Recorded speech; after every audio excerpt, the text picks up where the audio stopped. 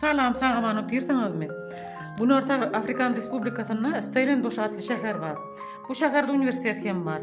Bu universitetiň düýbi 1865-nji ýyly tutulan hemde 10 ugur boýunça hünärmenleri taýýarlaýar. Haýsy ugurlar boýunça? Owa hojalyk, sungat, bilim, inженерия, hukuk, medisina we saglyk we beýlekler boýunça. Bu universitetiň girelgesinde şeýle ýazgy bar. İslendik milletin yok edilmegi, atom bombalary ýa-da udyn radiusly raketalary talap etmeýär. Bu diňe okuwun hiliniň peselmegi we egzamenlerde okuwçylara göçürmäge ruhsat berilmegi. Näsaglar şeýle lukmanlaryň eline ölýär, binalar şeýle inženýerleriň elinden dargaýar, pul ferişteleri şeýle ykdysatçylaryň we hasapçylaryň eline ýitýär.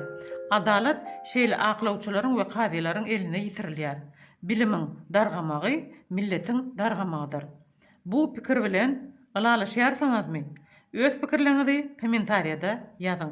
Sag bolun, sagaman oturuň.